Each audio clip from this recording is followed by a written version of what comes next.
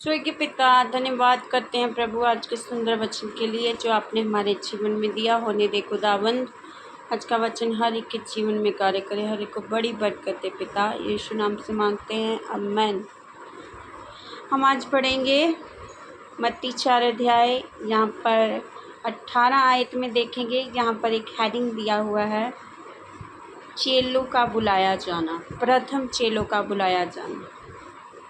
कि जब यीशु मसीह अपने चेला होने के लिए किसी इंसान को बुलाते हैं तो उसके बारे में यहाँ लिखा है। हम थोड़ा सा पढ़ेंगे फिर मनन करेंगे। गलील की झील किनारे फिरते हुए उसने भाइयों और शिमोन को, जो पतरस कहलाता है, उसके भाई इंद्रियास को झील में जाल डालते देखा, क्योंकि वे मछुए थे।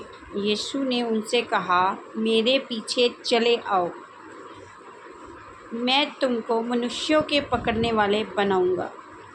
वे तुरंत जालों को छोड़कर उसके पीछे हो लिए। हालेलुया।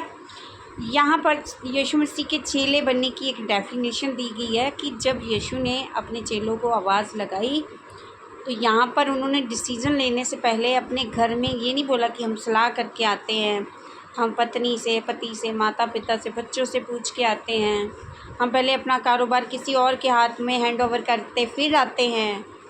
जैसे ही यीशु ने बोला मेरे पीछे चले आओ, वे तुरंत जालों को छोड़कर उसके पीछे हो लिए।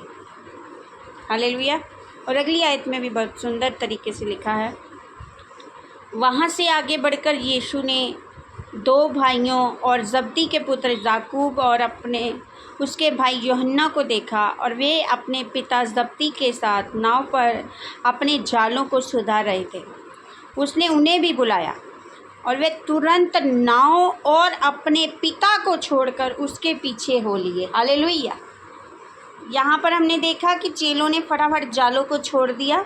यहाँ पर देखा कि उन्होंने, क्योंकि नाव उनकी प्रॉपर्टी थी, रोज़ी रोटी थी, उनसे उनका खाना कमाना होता था, यहाँ पर उन्होंने अपनी नाव को भी उसी वक्त छोड़ दिया और अपने पिता को भी उसी वक्त छोड़ दिया और यीशु के पीछे हुए लिए। हालेलुया। यीशु मसीह के चेले बनने की ये बहुत बड़ी डेफिनेशन है जो बाइबल में दिखाई देती है कि जो आज यीशु मसीह के चेलों में जिनका नाम आता है, उन्होंने कभी भी यीशु मसीह की आवाज़ को निगलेक्ट नहीं किया, अनदेखा नहीं किया। जब प्रभु ने उनको आवाज़ दी, वो उसी वक्त प्रभु के पीछे हो लिए और अंत तक बने रहे। इसलिए आज भाई और बहनों, अगर आपको लगता है कि आप प्रभु के चेले होने के लिए बुलाया गया है आपको, तो आप तुरंत प्रभु की आवाज़ सुनने वाले बनेंगे। आप तुरंत अपने सारे कामों को छोड़कर प्रभु के लिए आएंगे।